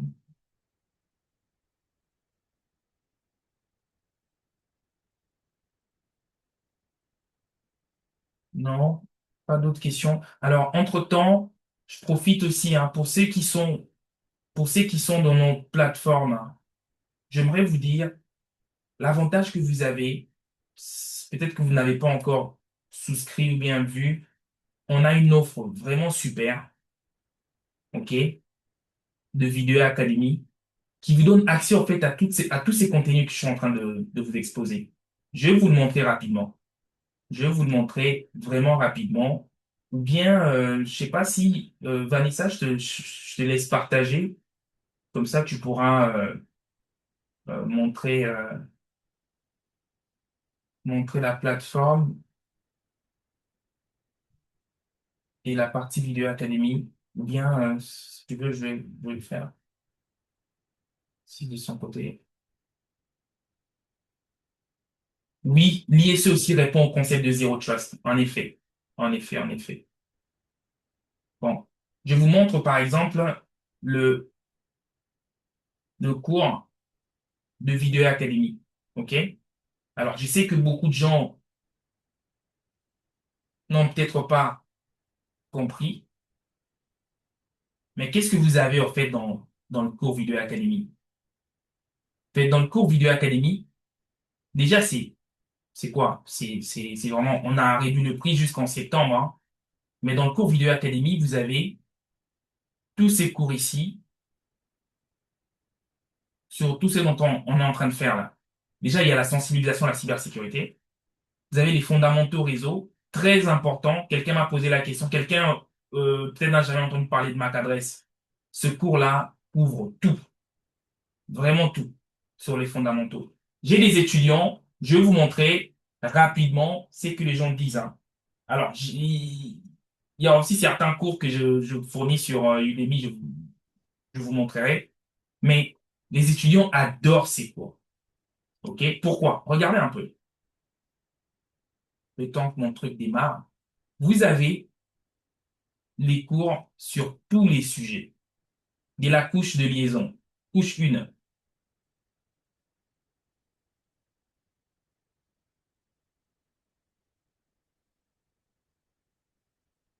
OK? De la couche de liaison, couche transport, couche application. Tout est là-dedans. OK? Ensuite, hein, vous avez le cours sur Cisco ISE qui est aussi là, très profond. Vous avez le cours sur le data center. On a fait le webinaire la semaine dernière. Tout est là-dedans. Vous avez d'autres cours sur le réseau parce on aura des formations réseau, plutôt des webinaires réseau. Donc, vous avez des cours sur le switching réseau. Vous suivez ces cours, il n'y a plus rien qui vous dira grand-chose côté. En fait, vous serez, je dirais, vous n'aurez plus rien à apprendre du switching. Pareil pour l'OSPF. Mais je prends la partie ISE, par exemple. Oui, il y a aussi du data center, justement. Il y a des notions que je ne pourrais pas parler ici, que je traite dans les formations déjà promises.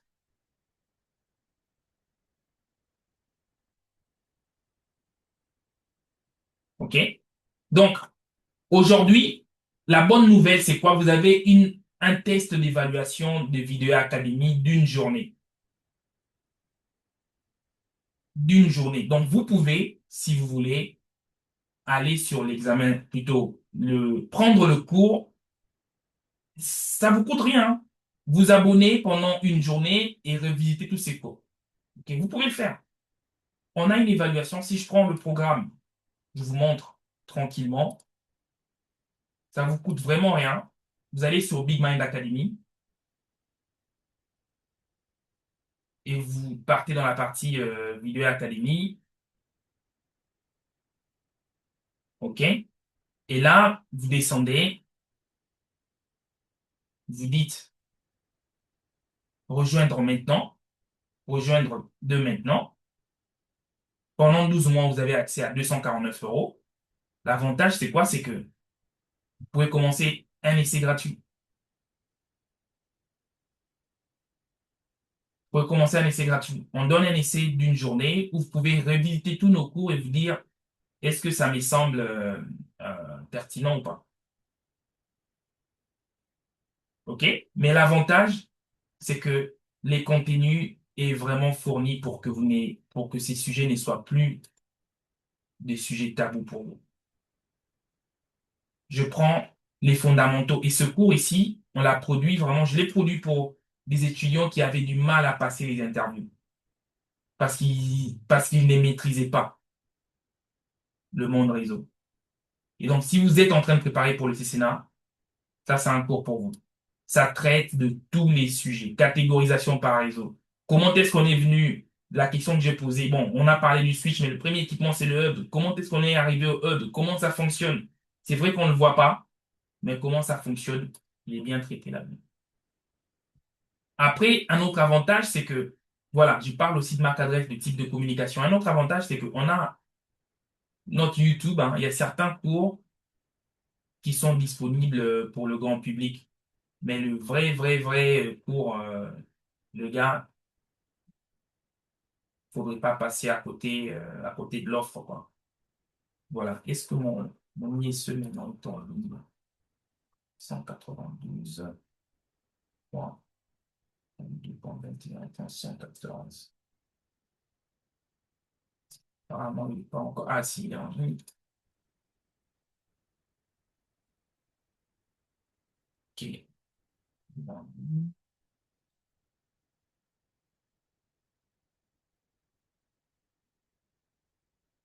En même temps, il y a aussi des questions qui me sont posées. Je vais regarder ça. Alors, souvent, je réutilise mes licences pour autre chose. Je ne sais pas si... Ah, password expired. Ouf, ça m'arrive souvent, ça. Vous allez bénéficier de l'avantage de réactiver le mot de passe côté Cisco ISE. Là, je vais vous montrer rapidement avant qu'on fasse ça parce que on a plus que 10 minutes. Alors, où sont les cours? Oui, oui, data center, cours approfondi. Oui, non, non, non, non, cours approfondi dans le data center. Regardez, en fait, prenez une journée comme ça, vous allez voir. Il y a aussi la partie SD-WAN, hein. SD-WAN, c'est un sujet chaud aujourd'hui. SD-WAN, c'est un sujet chaud. Et si vous regardez le programme qu'on fournit, qu'est-ce que c'est que le SDN? Pourquoi on a besoin du SD-WAN? Avantage du SD-WAN, évolution des connaissances, configuration basique. Les gars, il n'y a pas quelque chose que je fais différemment dans la vraie vie. Il n'y en a pas. Ce que je vous montre, c'est ce que je fais dans la vraie vie. Il n'y a pas de différence. Et en matière de demande, les gens demandent beaucoup ça. Pareil pour Cisco ISE, Cisco ACI. On en a parlé la semaine dernière. Cisco ACI, c'est la solution chaude côté Cisco. Présentation de Cisco ACI. Avantage, on n'a pas eu le temps de couvrir tout. Le webinaire ne pourra pas couvrir tout. Mais vous avez tout qui est là. Non, 249 par an. C'est-à-dire que vous avez accès à ça et aux cours que je ramène après. OK? C'est 249 par an. Vous avez accès à ça pendant 12 mois. Et ça va changer tous les cours, oui. Tous les cours. Ça change en septembre. OK? Ça change en septembre. Pour l'instant, c'est encore à ce prix-là. Mais ça va changer. Et vous aurez accès à tout ça dans notre plateforme. OK? Je prends l'exemple. Peut-être qu'il y a des gens qui veulent faire du cloud. Il y a des cours qui sont en train d'arriver là, côté cloud. Mais si vous voulez maîtriser le cloud, c'est de là. Allô, oui? Bonjour, formateur. Oui, bonjour. C'est mieux que vous parlez via le chat, hein. Oui, une question, s'il vous plaît. Juste pour savoir, vous ne faites pas les FortiGate, seulement les Cisco ou comment? Ah, bonne question. En fait, on a des cours FortiGate qui vont arriver. On en avait, mais c'était des anciennes versions, donc on les a un peu, on est en train de le mettre à jour. Mais d'ici septembre, ça va arriver. Et l'avantage, c'est que votre offre de 249 vous permet directement, lorsque ça arrive, pendant un an, d'avoir accès aussi aux cours qu'on ajoute, les mises à jour.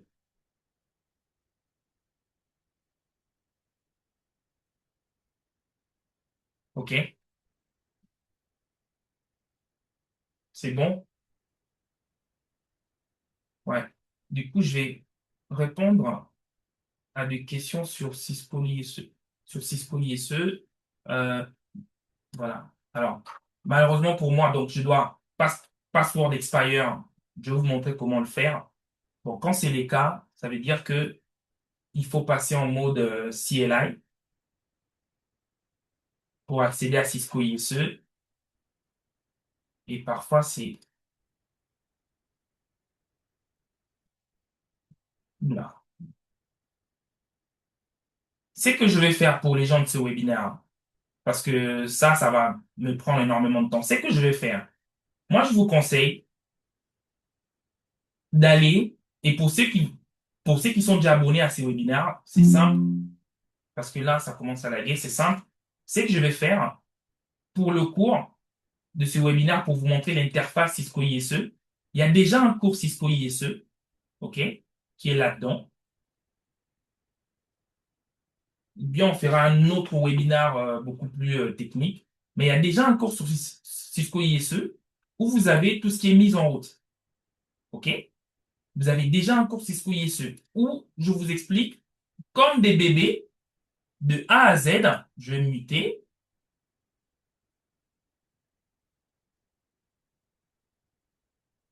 Je vais muter là pour que. Voilà. Attendez. Voilà, je mute. et je vous montre comment accéder à Cisco ISE, comment est-ce que le réseau se comporte. Et vous pourrez le voir ici.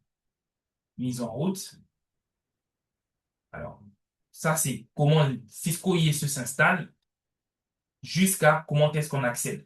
Voilà. Ça, c'est la partie Cisco ISE. Et je vous le présente dans la formation Cisco Identity Service. Croyez-moi, vous pratiquez ça, vous aurez, vous aurez couvert tout. Et l'avantage derrière, c'est que Cisco ISE, ça n'a pas changé, hein. Pendant longtemps, ça n'a pas changé. Donc, si vous apprenez ça, vous aurez rattrapé des gens qui s'appellent experts Cisco ISE. Parce que moi, j'ai mis plein de notions qui vont vous servir. Du profiling, il y en a, vous allez retrouver. Et surtout, les grands sujets, c'est le Policy 7. OK? Voilà. Donc, je pense que on va peut-être Formateur, s'il vous s'arrêter plaît. là. Pardon? Allô, formateur, s'il vous plaît. Oui. Quelle différence y a-t-il entre DENA et puis Cisco ISE. AES? Oui, bonne IEC? question. Bonne question. Et on a aussi le cours de DNA. Alors, le DNA, rapidement, je réponds à cette question que je trouve très pertinente. OK? Le DNA, c'est un peu la solution de Cisco ISE pour gérer les environnements ici, les gardiens du temple, je les appelle. Mais juste pour gérer le parc au réseau, simplement. C'est où mon... Voilà. À l'époque, avant le DNA, on avait une solution qui s'appelait Prime, Cisco Prime. Je ne sais pas si les gens ont entendu parler de ça. OK? Cisco Prime, c'était un peu la solution qui permettait de gérer les équipements, les contrôleurs, le Wi-Fi, pour tout ce qui est mise à jour, machin. OK? Cisco s'est dit, c'est une super bonne idée. Pourquoi ne pas faire une version glorifiée des Cisco Prime? Et ils ont mis en place une solution qu'on appelle le DNA. Et l'avantage du DNA comparé à Cisco Prime, c'est quoi? C'est que le DNA, c'est l'outil que Cisco a mis en place qui se base sur la solution SDN pour gérer tout votre parc informatique dans un environnement campus. En fait, pour ceux qui étaient là dans mon cours passé sur Cisco ACI, j'ai parlé d'une notion qu'on appelle SDN.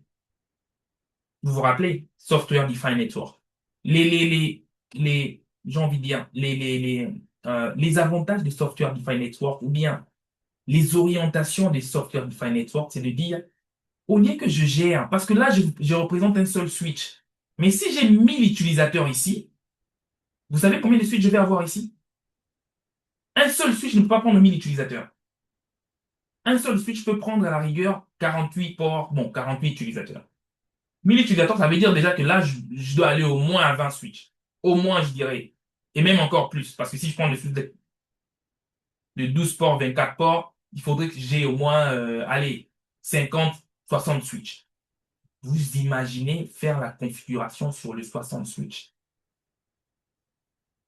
Du coup, c'est ce que c'est dit. Pourquoi ne pas exploiter la notion de SDN pour faire quoi? Toute la partie gestion de switch. Mais quelle gestion? Management. Et quand je vous parle de management, je parle configuration, je parle mise en place des politiques, sécurité. Personne aujourd'hui va aller sur chaque switch pour dire oui, je vais mettre à jour mes switches. Non, il faut que je configure le protocole Radius entre ce switch et l'ISE. Je vais le faire manuellement sur 60 switches. Combien de temps ça va me prendre? Énormément de temps. Du coup, à travers le DNA, qui est aujourd'hui appelé, ce n'est plus le DNA, le vrai terme chez Cisco maintenant, c'est quoi? Catalyst Center. L'objectif, c'est quoi? C'est que à travers le Catalyst Center, je vais piloter le management de tous mes équipements pour aller les configurer, les gérer, et ainsi de suite. OK? C'est ça, en fait, la grande différence. Et justement, donc, dans un mois ou deux, je suis en train de mettre à jour la dernière version du DNA pour que vous puissiez avoir accès. Et tout ça, vous bénéficiez à travers l'offre de 249 euros. Mais c'est jusqu'en septembre. Donc, il faut le prendre. Et bientôt aussi, on a les labs, le lab qui vous permet de pratiquer directement. Mais ça sera une offre séparée. Juste pour information.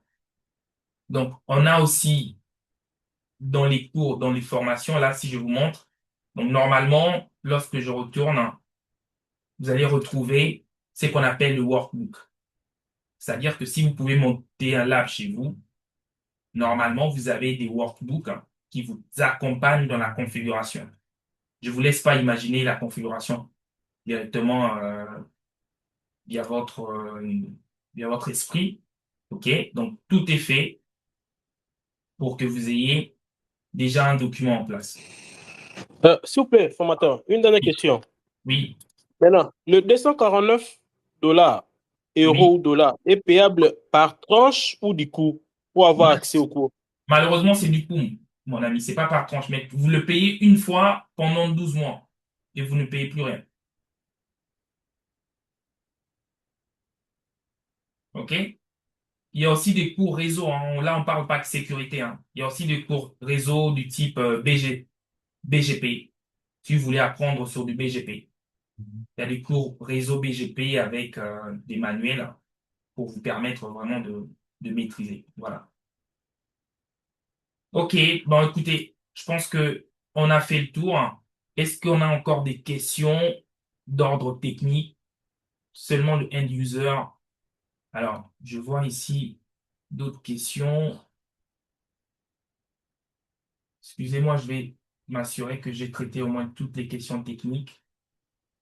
Euh, juste une confirmation ISE, non. L'autorisation de serveur, même seulement pour le end user, les switches, est-ce que le certificat va délivrer par l'ISE? Non, le certificat n'est pas délivré par l'ISE. L'ISE ne délivre pas le certificat. L'ISE, je vous ai dit, c'est comme le directeur du festin. OK? Lui, il va juste aller vérifier. Il y a peut-être, en fait, c'est comme l'agent de l'immigration. Il ne délivre pas le passeport. Lui, il vérifie. Le ministère de l'Intérieur, c'est un outil qu'on appelle le PKI, ou bien la PKI plutôt. OK? Il y a vraiment un triangle entre vous, l'ISE et la PKI. OK? C'est un triangle. Vous, vous allez chez la PKI fournir votre information et lui va vous délivrer quoi? Un certificat. L'IEC aussi va faire pareil. Il va chez la PKI. Il fournit ses informations. La PKI lui délivre quoi? Un certificat. Et maintenant, quand vous échangez entre vous et l'ISE, à travers quoi? À travers les équipements intermédiaires, là, le switch, vous présentez à l'ISE quoi? Votre certificat. OK? Lorsque vous présentez votre certificat, qu'est-ce que fait l'ISE? L'ISE dit, voilà, OK, vous m'avez présenté votre certificat, je vais m'assurer que c'est bien fourni par la PKI, c'est bien fourni par le ministère de l'Intérieur. OK? Et c'est ce que lui s'assure. En fait, le fonctionnement du certificat, c'est ce qui fait que moi, tout de suite, lorsque je veux me connecter à mon Cisco ISE, bon, lui, il m'avait donné, attendez, je vais prendre un ISE bidon comme celui-ci. 10. Ah, lui aussi me dit ça. Attendez, je vais prendre un truc pour vous montrer ce qui se passe. Regardez ce message ici. Voilà, lui me dit quoi? Mon PC veut communiquer avec cet ISE et il me dit, écoute, écoute mon gars, ce gars-là, tu peux pas communiquer avec lui. Pourquoi? Parce qu'il y a un problème de certificat. Je ne reconnais pas ce certificat. Mon PC me dit, je ne reconnais pas ce certificat. Ça a été signé par quelqu'un que je ne connais pas. L'État qui a signé ça, je ne le reconnais pas. On ne voit rien. On voit rien. Pardon? S'il te plaît, on ne voit rien. Ah, vous ne voyez plus Attends. rien. Attendez. Ouais. Attendez. Oh, désolé. Ah, c'était arrêté. C'était arrêté. Est-ce que là, vous voyez, du coup? Là, Oui, c'est correct. ah Merci. ouais, je l'avais arrêté. Donc, je disais que si, lorsque vous accédez à un site et vous voyez ce message ici, c'est votre navigateur ou votre PC qui dit, je n'arrive pas à communiquer avec cet équipement. Pourquoi? Parce que les certificats, je ne le reconnais pas. OK? Pourquoi? Parce qu'il y a justement la PKI qui est là, qui joue en fait, il y a une triangulation entre vous, l'ISE et la PKI. Vous allez vers la PKI pour prendre un certificat. L'ISE aussi va prendre un certificat chez la PKI. Et maintenant, ensemble, chacun, l'ISE vous valide en fonction du certificat et de qui l'a fourni. OK? Qui l'a fourni. Donc ça, ici, là, vous êtes vraiment dans une notion PKI et ce qu'on appelle root CR. Voilà. Et ça, c'est vous. User ou bien device. Et ça, c'est l'ISE. Et à l'intérieur, ici, c'est vos équipements internes.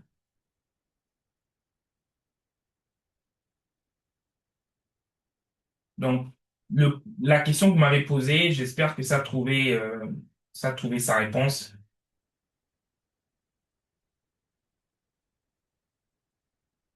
OK. Est-ce qu'il y a encore d'autres questions?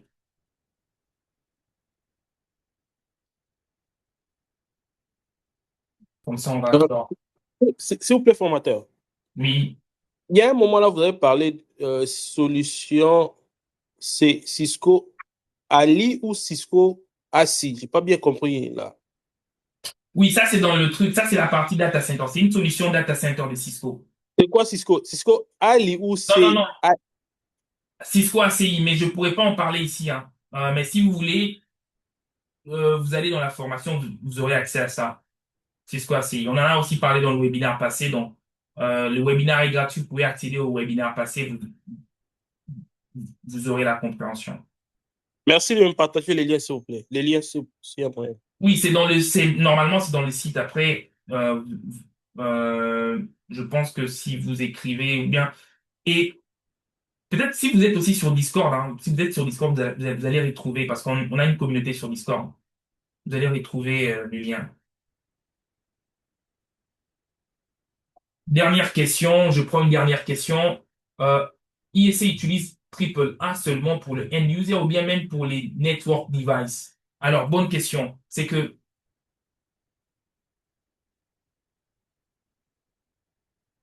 c'est où mon... Ouais, voilà. Ça, c'est une bonne question. C'est que Cisco ISE, je vous ai dit que c'était un hack. OK? Mais tout ce que je suis en train de dire là, les gars, dans les cours, il y a tout. OK?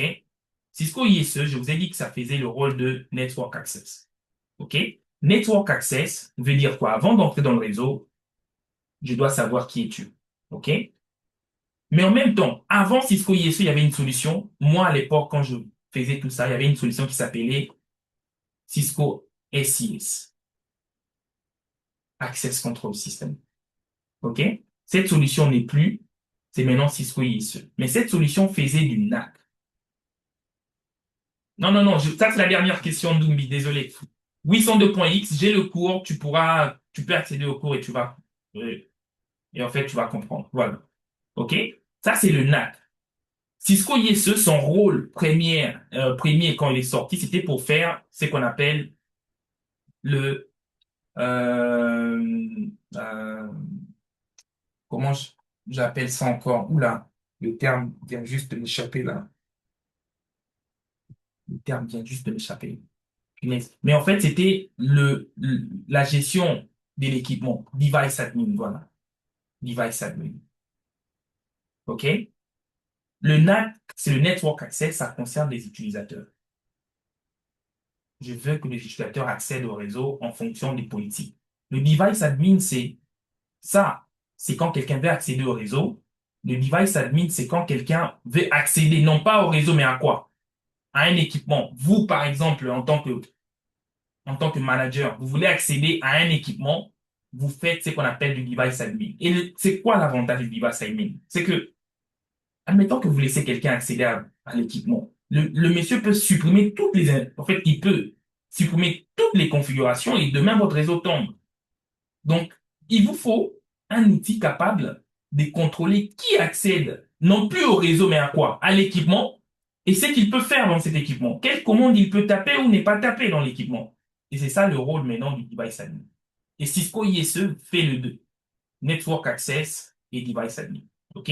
Network Access, en termes de protocole, c'est là où Radius va intervenir et Device Admin, c'est du Tatax. OK? En passant, il y a d'autres formations live qu'on prévoit. Ça sera du Live Labs et puis des formations de certification et d'ingénierie. C'est des programmes qu'on lance très bientôt en septembre. Bien avant, on est en train de voir. OK? Donc ça, c'était la dernière question. Pour le reste, vos questions sont déjà répondues dans les cours. Merci en tout cas. J'espère que au moins cette formation ou ces webinaires vous a permis d'avoir une idée sur Cisco ISE. Et le replay sera dans le site Big Mind Academy. OK? Merci pour votre présence. Allez, ciao, ciao.